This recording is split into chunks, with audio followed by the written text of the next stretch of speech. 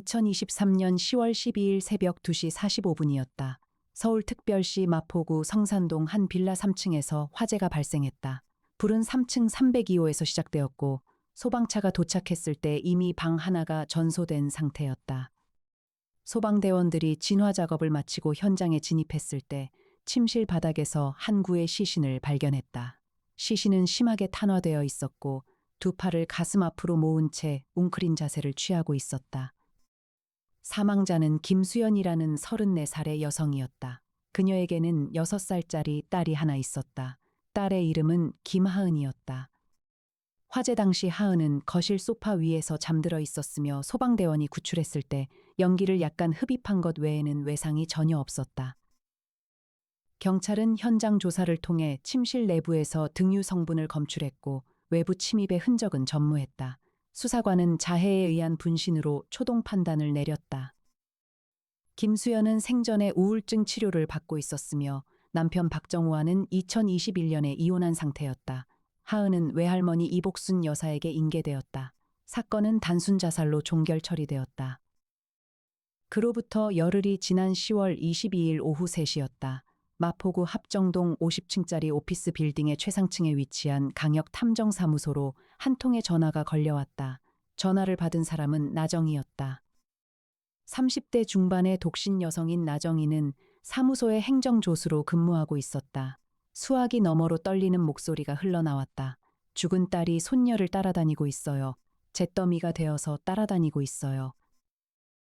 나정이는 즉시 메모를 작성하여 강혁의 책상 위에 올려놓았다. 강혁은 1980년생으로 올해 43이었다. 서울지방경찰청 강력계에서 10년간 베테랑 형사로 근무하다가 사직한 뒤 이 탐정사무소를 차린 인물이었다.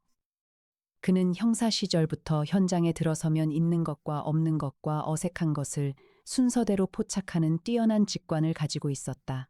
골목이나 담장 등 좁은 공간의 지리를 본능적으로 읽어내는 추격 능력도 탁월했다.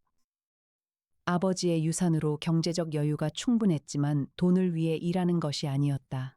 세상에는 무언가를 잃고 무너진 사람들이 너무나 많기에 그들의 뒤를 끝까지 따라가주고 지켜주겠다는 사명감이 그를 이 자리에 앉게 했다. 강혁은 사무실에 돌아와 메모를 확인했다. 그는 잠시 눈을 감았다. 강력계 시절 한 가족의 평생이 단 하룻밤 만에 사라지는 잔인한 진실을 가장 견디기 힘들어했던 기억이 스쳤다.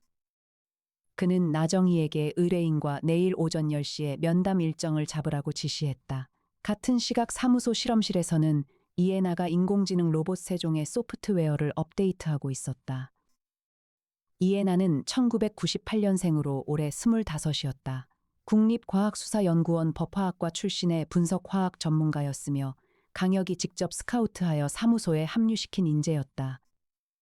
성격이 매우 치밀하면서도 사교성이 좋았고 운전 실력은 고수 수준이었으며 각종 장비를 마치 맥가이버처럼 자유자재로 다루었다.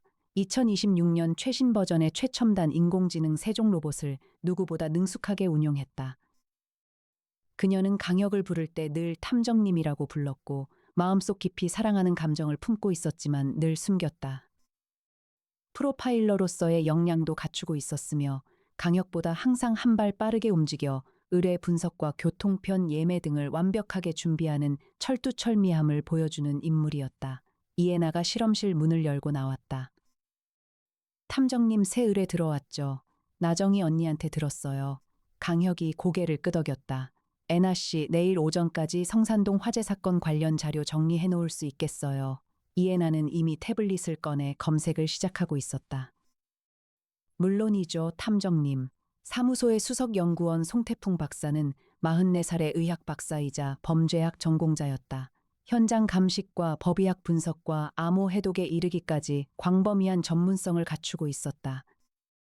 그는 이 시각 실험실에서 다른 사건의 혈흔 분석 보고서를 마무리하고 있었다. 2023년 10월 23일 오전 10시 강혁 탐정사무소의 응접실에 이복순 여사가 앉아 있었다. 71살의 이복순 여사는 성산동에서 작은 반찬 가게를 운영하고 있었다. 얼굴에는 깊은 주름이 패여 있었고 눈 밑에는 어두운 그늘이 드리워져 있었다. 나정이가 따뜻한 차를 내왔다. 강혁이 맞은편에 앉았고 이해나가 그 옆에서 태블릿을 무릎 위에 올려놓고 기록을 준비했다. 이복순 여사가 입을 열었다. 수연이가 죽고 나서 하은이를 제가 데려왔어요. 처음 며칠은 아무 문제가 없었어요. 그런데 열흘쯤 지났을 때부터 이상한 일이 생기기 시작했어요. 강혁이 물었다. 어떤 일이었습니까? 아이가 지나간 자리마다 검은 그을음이 묻어 있었어요. 처음에는 아이가 어딘가에서 죄를 묻혀왔나 싶었어요. 그래서 목욕을 시키고 옷을 갈아입혔는데도 아이가 만진 곳에 계속 검은 자국이 남았어요. 벽에도 바닥에도 이불에도 식탁에도 아이가 있었던 곳에는 검은 얼룩이 생겼어요. 이해나가 물었다. 아이의 손에 직접 그을음 같은 것이 묻어 있는 건 아니었나요? 이복순 여사가 고개를 저었다. 아이 손은 깨끗했어요. 몸도 깨끗했어요. 그런데 아이가 지나간 자리에만 그게 생기는 거예요. 강혁의 눈이 가늘어졌다. 이복순 여사가 계속 말했다. 그리고 아이가 가끔 허공을 보면서 까만 사람이 왔어라고 말해요. 처음에는 무서운 꿈을 꾸는 거라고 생각했어요. 그런데 아이가 그 까만 사람이 엄마 냄새가 난다고 했어요. 그 순간 저는 등골이 서늘해졌어요. 강혁이 물었다. 혹시 그 검은 얼룩의 사진을 찍어두셨습니까? 이복순 여사가 낡은 스마트폰을 꺼내 강혁에게 건넸다. 화면에는 하얀 벽에 남겨진 손바닥 크기의 검은 자국이 찍혀 있었다. 바닥 장판에 길게 이어진 발자국 모양의 그을음도 있었다. 아이의 발자국보다 훨씬 큰 성인 크기의 발자국이었다. 이해나의 눈이 커졌다. 탐정님, 이거 아이의 발자국이 아니에요. 강혁이 고개를 끄덕였다. 보입니다. 성인 여성의 발 크기로 보이는군요. 이복순 여사의 눈에서 눈물이 흘러내렸다. 수연이가 하은이를 따라다니고 있는 거예요. 분신 자살한 딸이 잿더미가 되어서 손녀를 따라다니고 있다고요. 경찰에 말했더니 아무도 안 믿어줘요. 제발 도와주세요. 강혁이 잠시 침묵했다. 그리고 입을 열었다. 이복순 여사님, 저희가 확인해 보겠습니다. 다만 저는 현상 자체보다 그 현상을 만들어내는 원인을 찾는 사람입니다. 귀신이든 사람이든 반드시 원인이 있을 겁니다. 이복순 여사가 두 손을 모아 쥐며 고개를 숙였다. 의뢰인이 돌아간 뒤 이해나가 강혁에게 물었다. 탐정님 어떻게 생각하세요? 강혁이 창밖을 바라보며 말했다.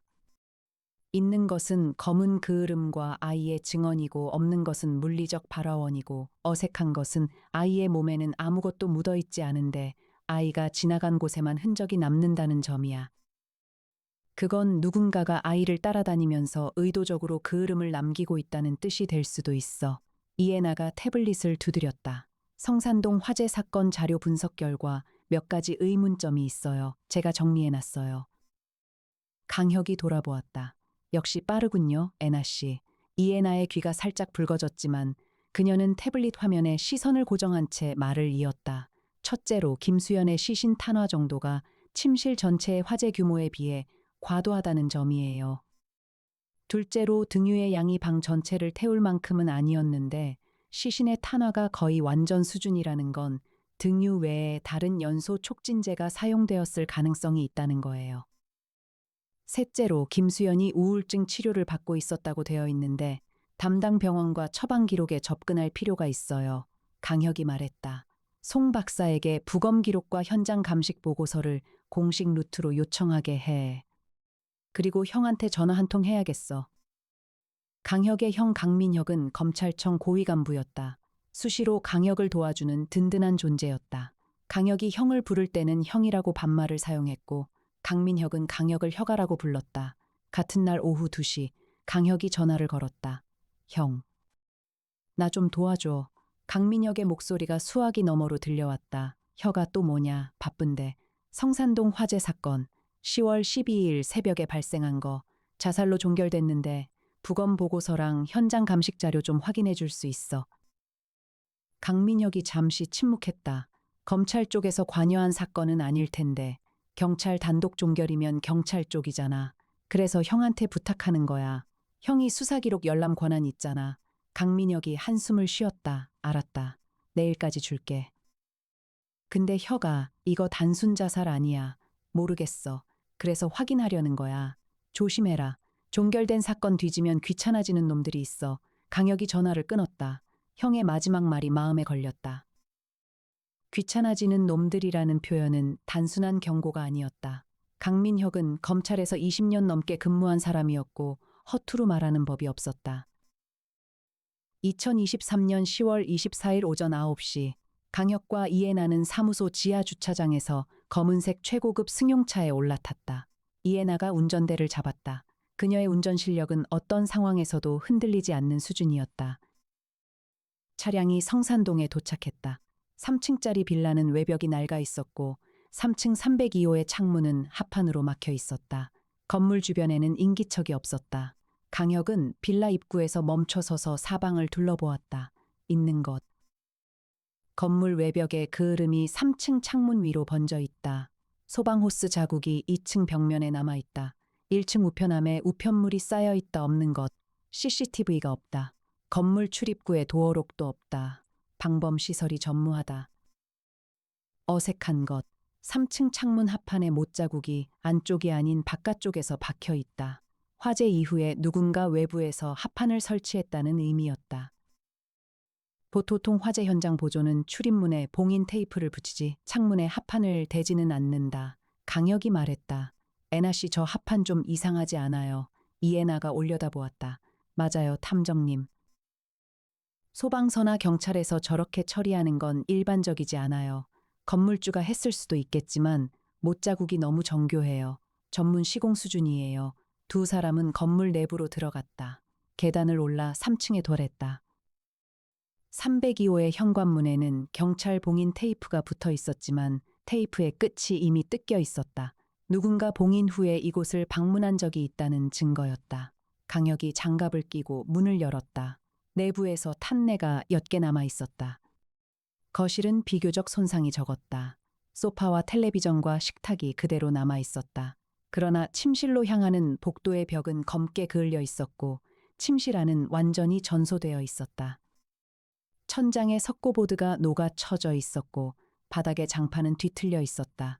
침대 프레임에 스프링만 남아 있었다. 이해나가 세종 로봇에 연결된 소형 분석 장비를 꺼냈다. 그녀는 침실 바닥의 여러 지점에서 샘플을 채취했다. 세종아, 이 샘플의 연소 촉진제 성분 분석해줘. 세종 로봇의 디스플레이에 분석 결과가 떠올랐다. 등유 성분 외에 인화점이 매우 낮은 메틸에틸케톤 성분이 검출되었습니다. 이 물질은 산업용 세척제에 주로 사용되며 일반 가정에서 보유하기 어려운 화학 물질입니다. 이해나의 얼굴이 굳었다. 탐정님, 메틸에틸케톤이요.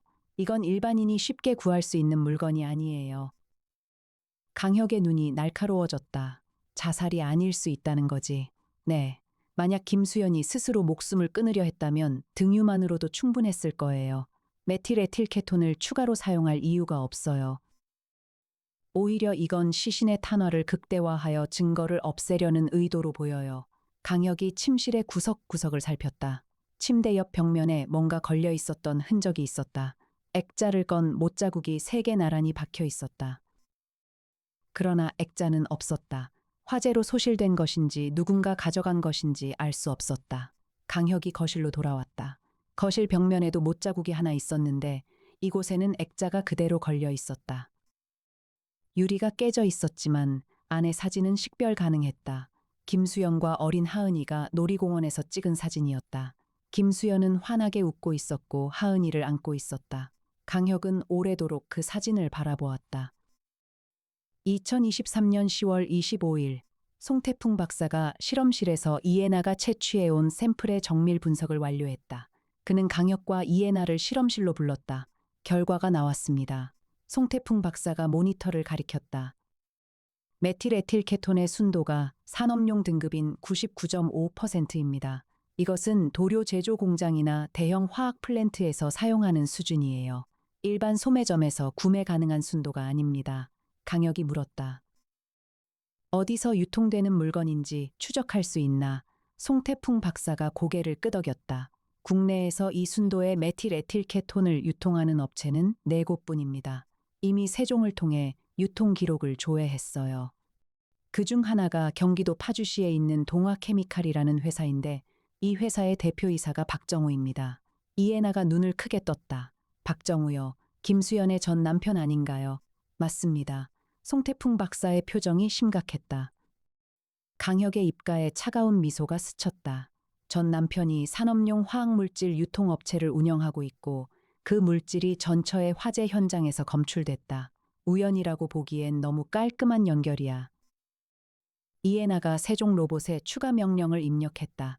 세종아 박정우의 2023년 10월 11일부터 13일까지의 통화 기록과 카드 사용 내역과 차량 이동 경로를 검색해줘. 세종이 응답했다.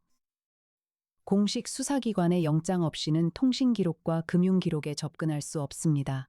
다만 공개된 정보를 기반으로 분석하겠습니다.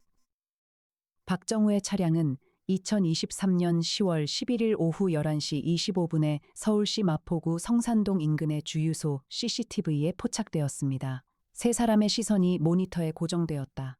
강혁이 말했다. 화재 발생 3시간 전에 전 남편이 피해자 거주지 인근에 있었다. 이건 우연이 아니야. 이해나가 덧붙였다. 그리고 탐정님 한 가지 더 있어요. 이복순 여사가 보내온 사진 속 검은 그을음을 세종이 영상 분석했는데요. 발자국 형태의 그을음 패턴이 시간이 지남에 따라 점점 선명해지고 있어요. 보통 그을음은 시간이 지나면 옅어지거나 닦이는데 이건 반대로 진해지고 있다는 거예요. 송태풍 박사가 안경을 고쳤으며 말했다. 그건 누군가 지속적으로 새로운 그을음을 추가하고 있다는 뜻이죠. 강혁이 고개를 끄덕였다. 귀신이 아니라 사람이야. 누군가 밤마다 이복순 여사의 집에 침입해서 검은 그을음을 남기고 있어.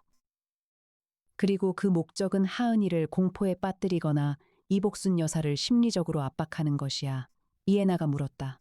동기가 뭘까요? 강혁이 대답했다. 양육권. 김수연이 죽으면서 하은이의 양육권은 외할머니에게 갔어. 하지만 만약 외할머니가 양육불능 상태가 되면 양육권은 아버지에게 돌아가지. 아버지가 이혼 사유로 양육권을 포기한 상태라 하더라도 조부모가 양육 불가능하면 친부에게 복귀할 수 있어. 이해나의 얼굴이 창백해졌다. 그러면 박정우가 김수연을 살해하고 지금은 이복순 여사를 정신적으로 무너뜨려서 하은이를 데려가려는 거예요. 강혁이 말했다. 아직은 추정이야. 증거를 모아야 해. 2023년 10월 26일 밤 강혁과 이해나는 이복순 여사의 동의를 얻어 성산동 집에 초소형 적외선 카메라 4대와 동작 감지 센서를 설치했다. 이해나가 직접 배선 작업을 했다. 그녀의 손놀림은 정확하고 빨랐다. 카메라는 세종 로봇과 실시간으로 연결되어 사무소에서 모니터링이 가능했다. 하은이는 외할머니의 방에서 잠들어 있었다. 강혁은 하은이를 보며 가슴이 저렸다. 6살짜리 아이가 엄마를 잃고 이제 정체 모를 공포에 시달리고 있었다. 까만 사람이 왔어 라고 말하는 아이의 목소리가 귓가에 맴돌았다. 강혁과 이해나는 이복순 여사의 집에서 50m 떨어진 골목에 차를 세우고 잠복했다. 밤 11시가 넘자 주변이 완전히 고요해졌다. 가로등 불빛만이 빌라의 외벽을 비추고 있었다. 새벽 1시 30분이었다. 이해나의 태블릿에서 알림음이 울렸다. 동작감지 센서가 반응했어요. 현관 쪽이에요. 강혁이 모니터를 확인했다. 적외선 카메라에 검은 형체가 잡혔다. 온몸을 검은 천으로 감싼 인물이 이복순 여사의 집 현관문 앞에 서 있었다. 그 인물은 열쇠를 사용해 문을 열었다. 소리 없이 문이 열렸고 검은 형체가 안으로 들어갔다. 강혁이 차문을 열었다. 가자. 두 사람이 빌라로 달려갔다. 강혁은 계단을 소리 없이 올랐다. 그의 골목 지리를 읽어내는 본능이 작동했다. 2층 계단참에서 그는 이해나에게 손짓으로 대기하라고 지시했다. 현관문이 열려 있었다. 강혁이 안으로 들어갔다. 거실은 어두웠다. 그런데 복도 끝 하은이의 방에서 희미한 불빛이 새어나오고 있었다. 강혁이 복도를 따라 조심스럽게 이동했다. 방문이 반쯤 열려 있었다. 안을 들여다보자 검은 천을 뒤집어 쓴 인물이 잠든 하은이의 침대 옆에 쭈그리고 앉아 있었다. 한 손에는 작은 용기를 들고 있었고 다른 손으로 용기에서 꺼낸 검은 가루를 바닥에 뿌리고 있었다. 바닥에는 이미 발자국 형태의 검은 자국이 만들어지고 있었다. 강혁이 형광등 스위치를 켰다. 빛이 방을 가득 채웠다. 움직이지 마세요. 검은 형체가 몸을 일으켜 뒤를 돌아보았다. 검은 천 아래로 눈만 드러나 있었다. 그 눈이 강혁을 향해 공포에 질린 듯 크게 떠졌다. 검은 형체가 갑자기 방 안의 창문을 향해 뛰었다. 강혁이 뒤를 쫓았다. 검은 형체가 창문을 열고 뛰어내리려 했지만 강혁의 손이 먼저 그의 팔을 잡았다. 순간 검은 천이 벗겨졌다. 그 아래에 있던 것은 예상과 달랐다. 20대 초반으로 보이는 젊은 여성이었다. 강혁이 그녀의 얼굴을 보는 순간 머릿속에서 무엇인가 맞물리는 느낌이 들었다. 이 여성의 인상이 어딘가에서 본 듯했다. 바로 김수연의 사진 속 얼굴과 닮아 있었다. 하은이가 잠에서 깨어 눈을 비비며 일어났다. 아이의 시선이 붙잡힌 여성에게 향했다. 아이가 입을 열었다. 이모. 붙잡힌 여성의 이름은 김수진이었다. 김수연의 친동생으로 27살이었다. 마포경찰서로 인계하지 않고 강혁은 우선 사무소로 데려왔다. 이복순 여사가 자신의 작은 딸이라고 확인했다. 이복순 여사는 충격에 빠졌다. 수진아, 네가 왜 이러는 거니? 왜 밤마다 하은이한테 이런 짓을 하는 거니? 김수진은 처음에 입을 열지 않았다. 그러나 강혁의 차분하면서도 단호한 질문 앞에서 서서히 말문을 열기 시작했다. 저는 언니를 죽인 사람을 찾고 있었어요. 강혁이 물었다. 언니가 자살한 게 아니라고 생각하는 겁니까? 김수진의 눈에 불꽃이 타올랐다. 언니는 절대 자살할 사람이 아니에요. 우울증 치료를 받은 건 맞지만 하은이 때문에 살아야 한다고 늘 말했어요. 언니가 죽던 날 저는 언니한테 전화를 걸었어요. 밤 11시쯤이었어요. 언니가 전화를 받았는데 목소리가 이상했어요. 떨리는 것도 아니고 무섭다는 것도 아니고 마치 체념한 것 같은 목소리였어요. 그리고 마지막에 이렇게 말했어요. 수진아, 하은이를 부탁해. 그 사람이 왔어. 강혁의 눈이 날카로워졌다. 그 사람이라고 했습니까? 네. 그 사람이 왔어 라고 분명히 말했어요. 그리고 전화가 끊겼어요. 3시간 뒤에 화재가 발생했고요. 이해나가 물었다. 그런데 왜 경찰에 그 사실을 말하지 않았어요? 김수진의 표정이 일그러졌다. 말했어요. 담당 형사한테 분명히 말했어요. 통화 기록도 보여줬어요. 그런데 형사가 우울증 환자가 마지막으로 동생에게 유언을 남긴 것으로 보인다면서 자살 판정을 유지했어요. 강혁이 물었다. 그 담당 형사의 이름이 뭡니까? 정태수 형사요. 마포경찰서 형사과 소속이에요. 강혁의 표정이 굳었다. 정태수, 그 이름을 그는 알고 있었다. 강력계에서 근무할 때 함께 일한 적이 있는 인물이었다. 실력은 있었지만 뒷거래에 능한 것으로 소문난 형사였다. 강혁이 김수진에게 물었다. 그래서 검은 그을음을 뿌리고 다닌 이유가 뭡니까? 언니를 죽인 사람을 찾는 것과 하은이 방에 재를 뿌리는 게 무슨 관계가 있습니까? 김수진이 고개를 숙였다. 저는 박정우가 범인이라고 확신했어요. 하지만 증거가 없었어요. 그래서 생각한 게 만약 집에 유령이 나타난다는 소문이 퍼지면 이복순 할머니가 이사를 하실 거고 그러면 박정우가 하은이를 데려가려 움직일 거고 그때 증거를 잡으려고 했어요. 이해나가 놀란 표정을 지었다. 그게 무슨 논리예요? 어린 조카를 공포에 빠뜨리면서까지 그런 방법을 쓴 거예요. 김수진의 눈에서 눈물이 떨어졌다. 다른 방법이 생각나지 않았어요. 경찰은 도와주지 않고 혼자서는 아무것도 할 수 없었어요. 강혁이 한참을 침묵하다가 말했다. 방법은 잘못됐지만 당신이 말한 것 중에 확인해야 할 것들이 있습니다. 우리가 확인하겠습니다. 하지만 앞으로 다시는 하은이 근처에서 이런 짓을 하지 마세요. 김수진이 고개를 끄덕였다. 2023년 10월 28일 강민혁으로부터 연락이 왔다. 혁아, 네가 요청한 자료 보내줬는데 읽어봐라. 그리고 한 가지 더. 성산동 화재 사건 담당이었던 정태수라는 형사가 사건 종결 직후인 10월 20일에 갑자기 특별 휴가를 냈다. 아직도 복귀 안 했어. 강혁이 물었다. 형, 혹시 정태수가 누구한테 돈 받은 기록 같은 거 있어? 강민혁이 말했다. 직접적인 건 못 찾았다. 하지만 정태수의 부인 명의로 된 계좌에 10월 15일에 5천만 원이 입금됐어. 입금자는 대포 통장이고 추적하면 시간이 좀 걸려. 강혁이 말했다. 고마워 형, 혁아. 강민혁의 목소리가 낮아졌다. 조심해라, 진짜로. 정태수 뒤에 누가 있는지 아직 모르잖아. 전화를 끊은 강혁은 이해나에게 말했다. 정태수가 매수당한 것 같아. 10월 15일이면 화재 사건 3일 후야. 자살로 종결 처리한 대가로 5천만 원을 받은 거지. 이해나가 말했다. 박정우의 회사 동화케미칼의 재무 상태를 확인해 봤어요. 이 회사가 지난 2년간 적자였는데 10월 초에 갑자기 대형 계약을 하나 체결했어요. 계약 상대가 대한하이캠이라는 대기업인데요. 그 대기업의 전무이사가 누군지 아세요? 강혁이 고개를 갸우뚱했다. 이해나가 태블릿을 보여줬다. 김도현이에요. 김수영과 김수진의 아버지요. 그러니까 이복순 여사의 남편이에요. 강혁의 눈이 커졌다. 뭐라고? 이복순 여사의 남편이 대기업 전무이사야. 이해나가 고개를 끄덕였다. 이복순 여사와 김도현은 2000년에 이혼했어요. 김도현은 이혼 후 재혼했고 대한하이캠에서 승진을 거듭해 현재 전무이사까지 올라갔어요.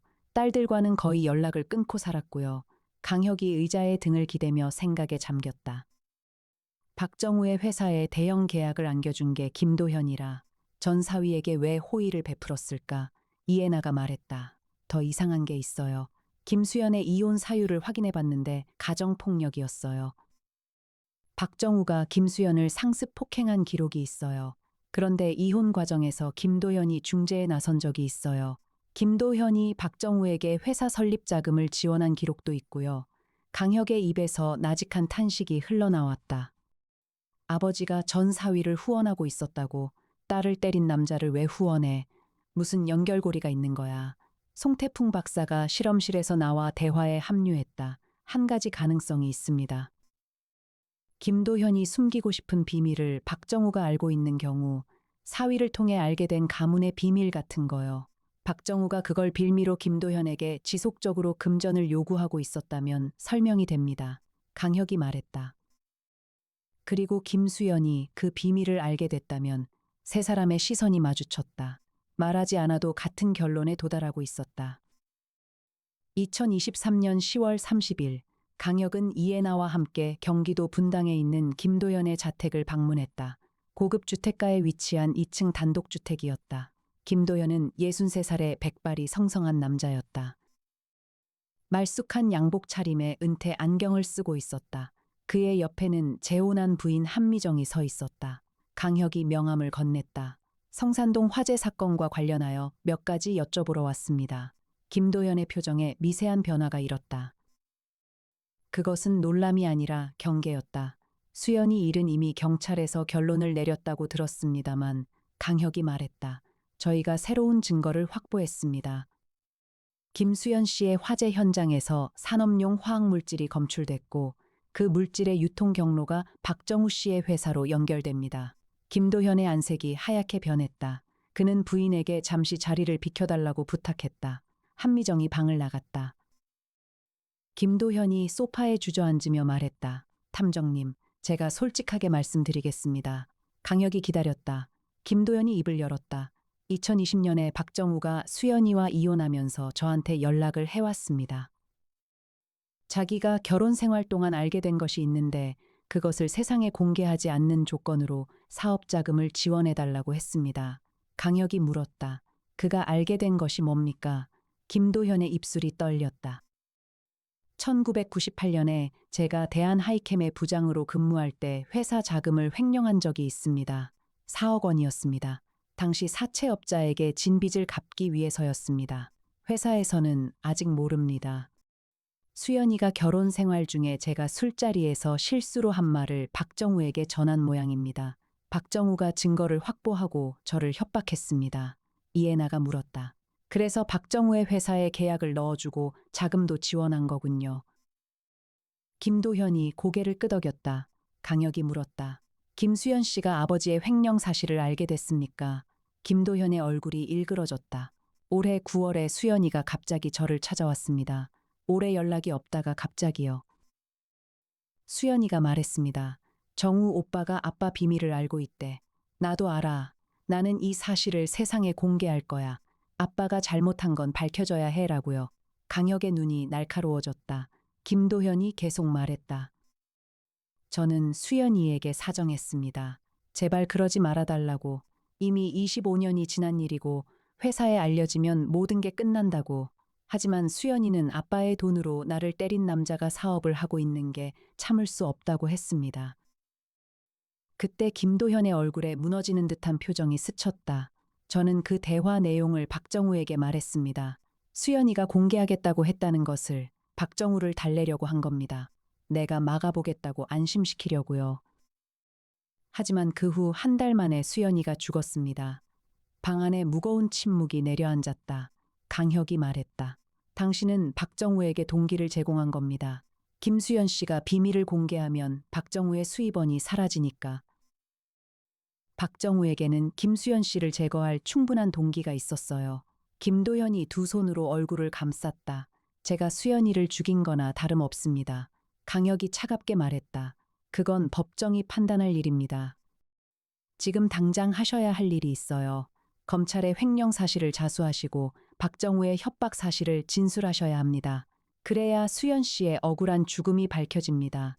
김도연이 한참을 울었다. 2023년 11월 2일 강혁은 강민혁에게 수집한 증거를 전달했다.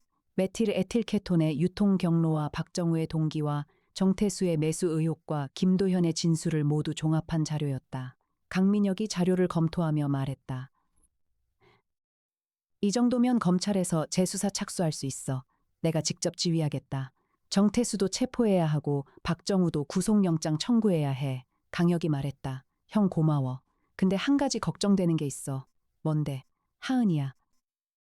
박정우가 체포 위기를 느끼면 하은이를 인질로 사용하거나 해외로 도피할 수 있어. 박정우의 여권 출국 정지 먼저 걸어줘. 강민혁이 고개를 끄덕였다. 즉시 처리한다. 같은 날 오후. 이해나가 세종 로봇을 통해 박정우의 실시간 위치를 추적하고 있었다. 박정우의 차량에는 고속도로 하이패스 단말기가 장착되어 있었고 세종이 공개된 교통 데이터를 통해 이동 경로를 파악했다. 탐정님. 이해나가 급히 강혁을 불렀다. 박정우의 차량이 지금 인천공항 방향으로 이동 중이에요. 강혁이 벌떡 일어났다. 출국 정지가 아직 안 걸렸나 봐. 가자. 이해나가 열쇠를 집어들고 엘리베이터로 달렸다. 사무소 지하 주차장에서 가장 빠른 차량을 골랐다.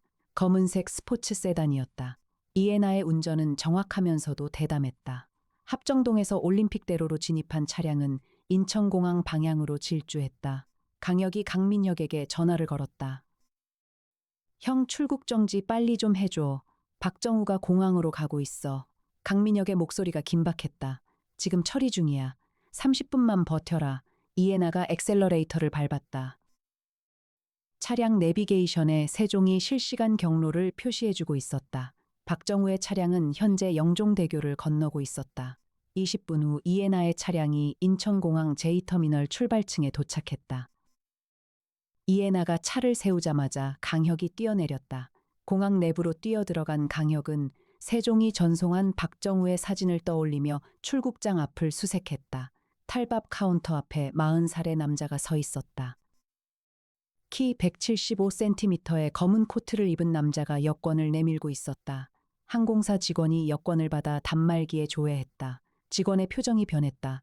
손님, 죄송합니다만 출국이 제한되어 있습니다. 박정우의 얼굴이 하얗게 질렸다. 그가 뒤를 돌아보는 순간 강혁과 눈이 마주쳤다. 박정우 씨, 강혁의 목소리는 차분했다. 도망치지 마세요. 박정우가 캐리어를 내팽개치고 달렸다. 강혁이 뒤를 쫓았다. 공항의 넓은 홀을 가로지르며 박정우는 에스컬레이터를 거슬러 뛰어 올라갔다. 강혁의 추격 본능이 발동했다. 좁은 공간의 지리를 읽는 감각은 넓은 공간에서도 통했다. 그는 박정우가 다음에 어디로 방향을 틀 것인지를 예측했다. 박정우가 3층 연결 통로로 빠지려는 순간 강혁이 옆길로 돌아 앞을 막았다. 박정우가 멈춰섰다. 숨이 거칠었다. 끝났습니다. 강혁이 말했다. 박정우의 눈에 도끼가 어렸다. 증거 없어. 다 정황이잖아. 자살로 종결된 사건이라고. 강혁이 고개를 저었다. 현장에서 당신 회사의 메틸 에틸케톤이 검출됐고 사건 당일 인근 주유소 CCTV에 당신 차량이 찍혔고 정태수 형사가 당신에게 매수됐다는 증거도 있습니다. 그리고 장인어른이 자수했습니다. 박정우의 입가가 비틀렸다. 그 뒤에서 공항 경찰이 달려왔고 강민혁의 지시를 받은 검찰 수사관들도 도착했다. 박정우는 현장에서 체포되었다. 2023년 11월 5일 검찰 조사에서 박정우는 범행을 부인했다. 그러나 정태수가 먼저 자백했다. 구속된 정태수는 박정우에게 5천만 원을 받고 현장의 메틸에틸케톤 검출 결과를 보고서에서 삭제했으며 김수진의 증언을 무시했다고 진술했다. 정태수의 자백 이후 박정우의 태도가 변했다. 그는 변호사와의 면담 후 부분 자백을 선택했다. 박정우의 진술은 이러했다. 2023년 10월 11일 밤 11시에 자신이 김수연의 집을 방문했다. 김수연이 김도현의 횡령 사실을 언론에 공개하겠다고 했기 때문에 설득하러 갔다고 했다. 그러나 김수연이 완강하게 거부했고 격렬한 말다툼 끝에 김수연이 먼저 등유를 꺼내 자신에게 뿌리겠다고 위협했다고 주장했다. 자신은 그 자리를 떠났으며 이후 김수연이 스스로 불을 질렀을 것이라고 말했다. 그러나 검찰은 이 진술을 받아들이지 않았다. 메틸에틸케톤은 김수연이 보유할 이유가 전혀 없는 물질이었고 박정우의 회사에서 유통하는 물건이었기 때문이었다. 또한 송태풍 박사의 분석에 의하면 메틸에틸케톤은 시신에 직접 도포된 것으로 추정되었다. 이는 피해자가 이미 의식이 없거나 제압당한 상태에서 범인이 시신의 탄화를 극대화하기 위해 사용했음을 시사했다. 강혁은 한 가지 더 확인해야 할 것이 있었다. 김수연이 전화해서 김수진에게 마지막으로 말한 그 사람이 왔어 라는 말, 그 사람은 박정우를 가리키는 것이 분명했다. 하지만 왜 이름을 말하지 않고 그 사람이라고 했을까? 강혁은 이 의문을 이해나에게 던졌다. 이해나가 생각에 잠기더니 말했다. 혹시 통화를 누군가 듣고 있었기 때문 아닐까요? 박정우가 바로 옆에 있었다면 이름을 부를 수 없었을 거예요. 강혁이 고개를 끄덕였다. 그래. 김수연은 박정우가 찾아온 시점에 동생에게 전화를 걸어 마지막 말을 남겼어. 이름을 말할 수 없었던 건 범인이 바로 옆에 있었기 때문이야. 그건 자살이 아니라 타살의 정황이야. 2023년 11월 8일 모든 것이 마무리되는 듯했다. 박정우는 구속 기소되었고 정태수도 직위해제 후 기소되었다. 김도연은 자수하여 횡령 혐의로 약식 기소되었다. 하은이는 외할머니 이복순 여사와 이모 김수진과 함께 평온을 되찾아가고 있는 듯했다. 그런데 그날 오후 송태풍 박사가 긴급히 강혁을 불렀다. 강혁 씨, 큰일입니다. 무슨 일이야, 송 박사. 송태풍 박사의 얼굴이 심각했다. 부검 보고서를 다시 정밀 분석했는데 한 가지 이상한 점을 발견했어요. 김수연의 시신에서 검출된 탄화 패턴을 역추적하니 시신의 자세가 문제입니다. 강혁이 물었다. 자세가 뭐가 문제야? 시신이 두 팔을 가슴 앞으로 모은 채 웅크린 자세였다고 했잖아요. 이 자세는 화재 시 근육이 수축하면서 나타나는 투사 자세라고 불리는 전형적인 현상이에요. 하지만 문제는 시신의 등 부분에 탄화가 거의 없다는 거예요. 만약 바닥에 누운 상태에서 불이 붙었다면 등 아래로 화염이 닿기 어렵더라도 복사열에 의한 탄화가 있어야 해요. 그런데 등 부분이 거의 깨끗하다는 건 시신이 불이 붙은 상태에서 누군가에 의해 뒤집어졌거나 아니면 애초에 서 있는 상태에서 불이 붙었다는 뜻이에요. 강혁의 눈이 가늘어졌다. 서 있는 상태에서 불이 붙었다면 송태풍 박사가 말했다. 자살로 분신하는 사람은 대부분 앉거나 누운 상태에서 불을 붙입니다. 서 있는 상태에서 자기 몸에 불을 붙이는 경우는 극히 드물어요. 오히려 서 있는 상태에서 타인에 의해 점화된 경우에 해당하는 패턴이에요. 강혁이 잠시 생각했다. 이건 박정우의 타살 혐의를 더 강화하는 증거야. 송태풍 박사가 고개를 저었다. 그게 아니에요, 강혁 씨. 제가 말씀드리고 싶은 건 다른 거예요. 시신 등 부분의 탄화 분포를 분석해보니 한 가지 특이 패턴이 나왔어요. 등 뒤쪽에 압박 흔적이 남아 있어요. 마치 누군가 뒤에서 껴안은 것처럼요. 강혁의 표정이 변했다. 뒤에서 껴안은 것처럼이라고. 네, 시신의 등 부분에 탄화되지 않은 영역이 두 줄로 나 있는데 이것은 팔 두 개가 뒤에서 시신을 감싸고 있었다는 흔적으로 해석됩니다. 이해나가 끼어들었다. 그러면 범인이 뒤에서 김수연을 껴안은 채 불을 질렀다는 건가요? 범인도 화상을 입었을 거예요. 송태풍 박사가 고개를 끄덕였다. 맞습니다. 범인의 팔에도 심각한 화상이 있을 겁니다. 강혁이 즉시 이해나에게 지시했다. 애나 씨 박정우의 신체 검사 기록 확인해줘. 체포될 때 화상 흔적이 있었는지. 이해나가 세종에 접속하여 검찰 수사 기록을 확인했다. 잠시 후 그녀의 얼굴이 의아한 표정으로 변했다. 탐정님. 박정우의 신체에 화상 흔적이 없어요. 팔에도 몸 어디에도 화상이나 화상 치료 흔적이 전혀 없어요. 세 사람이 동시에 서로를 바라보았다. 강혁이 천천히 말했다. 박정우가 범인이 아니란 말인가? 2023년 11월 9일 사무소의 긴장감이 감돌았다. 박정우에게 화상 흔적이 없다는 사실은 그가 직접 불을 지르지 않았을 가능성을 의미했다. 물론 도구를 사용했을 수도 있었지만 뒤에서 껴안은 흔적은 물리적 접촉을 의미했다. 강혁이 다시 증거를 정리했다. 박정우가 현장 인근에 있었던 것은 사실이다. 메틸 에틸케톤이 그의 회사 것인 것도 사실이다. 정태수를 매수한 것도 사실이다.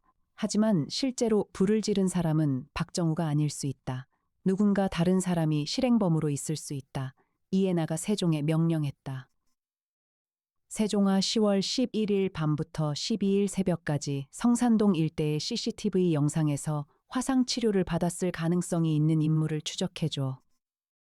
그리고 10월 12일 이후 서울 및 수도권 화상 전문 병원의 응급 환자 기록 중 8부위 화상 환자를 검색해줘. 세종이 분석을 시작했다. 30분 후 결과가 나왔다. 10월 12일 오전 6시 40분에 파주시 소재 한빛병원 응급실에 양쪽 팔이도 화상 환자가 내원했습니다. 환자명 이기철, 나이 37세, 직업 동화케미칼 생산부 과장, 화상 원인은 작업 중 사고로 신고되었습니다. 강혁의 입가에 씁쓸한 미소가 떠올랐다.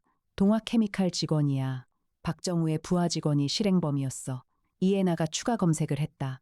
이기철의 인적 사항을 확인한 그녀의 표정이 굳었다. 탐정님. 이기철은 박정우의 회사에서 5년째 근무 중이에요. 그런데 이기철에게 전과가 있어요. 2018년에 방화 혐의로 집행유예를 선고받은 기록이에요. 전과자를 고용해서 실행범으로 쓴 거야. 강혁이 말했다. 박정우는 직접 손을 더럽히지 않으려고 한 거지. 송태풍 박사가 덧붙였다. 그리고 뒤에서 껴안은 자세는 아마도 김수연을 제압한 상태에서 메틸 에틸케톤을 도포하고 점화한 것으로 보입니다. 살인 방식 자체가 계획적이었어요. 강혁이 즉시 강민혁에게 연락했다. 형, 실행범이 따로 있어. 이기철이라는 놈이야. 동화케미칼 생산부 과장. 10월 12일에 팔에 화상을 입고 파주 한빛병원에서 치료받았어. 이놈이 김수연을 직접 살해한 실행범이야. 강민혁이 즉각 수사관을 투입했다. 이기철은 같은 날 저녁 파주 자택에서 체포되었다. 2023년 11월 12일 이기철이 자백했다. 박정우의 지시로 김수연의 집에 침입하여 김수연을 제압한 뒤 메틸 에틸케톤을 도포하고 점화했다고 진술했다. 박정우가 약속한 보수는 1억 원이었으며 이미 5천만 원을 성금으로 받았다고 했다. 사건은 마무리되었다. 박정우는 살인교사 혐의가 추가되었고 이기철은 살인 실행범으로 기소되었다. 정태수는 증거인멸과 뇌물수수로 구속 기소되었다. 강혁은 사건이 종결된 후 이복순 여사의 집을 방문했다. 하은이가 거실에서 그림을 그리고 있었다. 크레파스로 그린 그림에는 하은이 자신과 할머니와 이모가 있었다. 그리고 그 옆에 검은 형체가 하나 더 있었다. 강혁이 물었다. 하은아, 이건 누구야? 하은이가 올려다보며 말했다. 까만 사람이요. 근데 이제 안 무서워요. 강혁이 물었다. 왜? 하은이가 미소를 지었다. 까만 사람이 밤에 와서 입을 덮어줘요. 그리고 울면 눈물 닦아줘요. 엄마 냄새가 나요. 강혁의 가슴이 저렸다. 김수진이 더 이상 밤에 오지 않는 지금 하은이가 말하는 까만 사람은 누구란 말인가? 강혁은 과학으로 설명할 수 없는 것들이 세상에 있다는 것을 알고 있었다. 형사 시절에도 몇 번 그런 것을 경험한 적이 있었다. 그는 하은이의 머리를 쓰다듬었다. 그래, 그 사람이 하은이를 지켜주는 거야. 이복순 여사가 차를 가져오며 말했다. 탐정님 감사합니다. 수연이의 억울함을 풀어주셔서 정말 감사합니다. 강혁이 고개를 숙였다. 제가 해드린 건 진실을 찾은 것뿐입니다. 김수연 씨가 하은이를 얼마나 사랑했는지 이제 모든 사람이 알게 됐습니다. 이복순 여사의 눈에서 눈물이 흘렀다. 그러면서도 미소를 짓고 있었다. 강혁이 집을 나서려는 순간이었다. 현관문 옆 벽에 희미한 그을음 자국이 하나 남아 있었다. 김수진이 남긴 것인지 아닌지 알 수 없었다. 그 자국은 손바닥 모양이었다. 마치 누군가가 벽에 손을 짚고 서 있었던 것처럼. 강혁은 그 자국을 한참 바라보았다. 자국의 크기는 성인 여성의 손과 일치했다. 5손가락이 뚜렷했고 손바닥 중앙에는 작은 하트 모양의 빈 공간이 있었다. 마치 그 으름이 묻지 않은 부분이 하트를 형성한 것처럼 보였다. 이복순 여사가 다가와 그 자국을 보더니 작은 소리로 말했다. 수연이가 어릴 때 벽에 손도장 찍는 걸 좋아했어요. 항상 손바닥 한가운데 하트를 그렸어요. 강혁은 아무 말도 하지 않았다. 그저 그 자국을 바라보다가 조용히 고개를 숙이고 집을 나섰다. 2023년 11월 20일 사건이 종결된 지 열흘이 지났다. 강혁 탐정사무소는 다시 일상으로 돌아왔다. 이해나가 세종 로봇의 데이터를 정리하고 있었고 나정희가 다음 의뢰 일정을 조율하고 있었고 송태풍 박사는 새로운 연구 논문을 집필하고 있었다. 강혁은 창가에 서서 합정동의 거리를 내려다보고 있었다. 50층 높이에서 바라보는 서울의 풍경은 광활했다. 수많은 건물과 그 안에 수많은 삶들이 펼쳐져 있었다. 그 어딘가에서 지금도 누군가는 무언가를 잃고 무너지고 있을 터였다. 이해나가 다가왔다. 탐정님. 강혁이 돌아보았다. 왜요, 애나 씨? 이해나가 말했다. 하은이 소식 들었어요. 이복순 여사님이 하은이를 데리고 제주도로 여행을 갔대요. 김수진 씨도 함께요. 셋이서 처음으로 가족 여행을 간 거래요. 강혁의 얼굴에 미소가 떠올랐다. 다행이네. 이해나가 잠시 망설이다가 말했다. 탐정님은 저 손바닥 자국을 어떻게 생각하세요? 과학적으로 설명이 안 되잖아요. 김수진 씨는 이미 안 오고 있었고 다른 누가 그 이름을 남길 이유도 없는데 강혁이 창밖을 바라보며 말했다. 설명할 수 없는 것도 있어요. 하지만 한 가지는 확실해. 하은이는 안전하고 사랑받고 있어. 살아있는 사람이든 아니든 그 아이를 지키려는 마음이 거기 있었어. 이해나가 강혁의 옆에 서서 같은 방향을 바라보았다. 두 사람 사이에 침묵이 흘렀지만 그것은 불편한 침묵이 아니었다. 나정희가 사무실 문을 열고 들어왔다. 강혁 탐정님 새로운 의뢰가 들어왔어요. 강남구에서 연쇄적으로 발생하는 실종 사건인데 경찰에서도 손을 못 쓰고 있대요. 강혁이 돌아서며 말했다. 자료 주세요. 이해나가 이미 태블릿을 꺼내고 있었다. 저도 볼게요, 탐정님. 강혁이 이해나를 보며 작은 미소를 지었다. 역시 빠르군요, 애나 씨. 이해나의 귀가 붉어졌지만 그녀는 화면에 시선을 고정했다. 세상에는 무언가를 잃고 무너진 사람들이 너무나 많았다. 비록 재벌일지라도 그들의 뒤를 끝까지 따라가 주고 지켜주겠다는 사명감. 그것이 강혁 탐정사무소가 존재하는 이유였다. 오늘도 합정동 50층의 불은 꺼지지 않았다. 2023년 12월 25일 크리스마스였다. 이복순 여사의 집에는 작은 트리가 세워져 있었다. 하은이가 트리에 별 장식을 달고 있었고 김수진이 옆에서 도와주고 있었다. 강혁 탐정사무소에서 선물 상자가 배달되어 왔다. 이해나가 직접 고른 하은이의 겨울 코트와 목도리 세트였다. 카드에는 하은아 따뜻한 겨울 보내, 이해나 이모가라고 적혀 있었다. 하은이가 코트를 입고 거울 앞에서 빙글빙글 돌았다. 할머니 예쁘지? 이복순 여사가 웃었다. 예쁘지 우리 하은이. 김수진이 창밖을 바라보았다. 눈이 내리고 있었다. 언니가 좋아했던 겨울이었다. 그날 밤 하은이가 잠들었다. 이복순 여사도 잠이 들었다. 김수진만 거실에서 텔레비전을 보고 있었다. 새벽이 되자 그녀도 잠이 들었다. 고요한 밤이었다. 하은이의 방 창문 너머로 눈이 하얗게 내리고 있었다. 잠든 하은이의 이불이 살짝 내려가 있었다. 그때 어둠 속에서 보이지 않는 손이 이불을 아이의 어깨까지 끌어올렸다. 아이의 볼에 따뜻한 무언가가 스쳤다. 잠결에 하은이가 미소를 지었다. 엄마. 아이가 나지막이 중얼거렸다. 방 안에는 아무도 없었다. 하지만 창문 유리에 맺힌 성에 위로 작은 손바닥 자국이 하나 남았다. 그 손바닥 한가운데에는 하트 모양의 빈 공간이 있었다. 밖에서는 눈이 계속 내리고 있었다. 강혁 탐정사무소의 50층 창문에도 눈이 내렸다. 강혁은 늦은 밤까지 사무실에 남아 있었다. 책상 위에는 이 사건의 최종 보고서가 놓여 있었다. 보고서 마지막 페이지에 그는 펜으로 한 줄을 적었다. 사건은 종결되었으나 사랑은 종결되지 않았다. 그는 펜을 내려놓고 불을 끄지 않은 채 소파에 기대어 눈을 감았다. 내일도 누군가를 찾아 걸어야 할 길이 있을 터였다. 세상이 무너진 누군가의 뒤를 따라가 주기 위해 끝까지. 합정동의 밤은 깊었고 눈은 계속 내리고 있었다.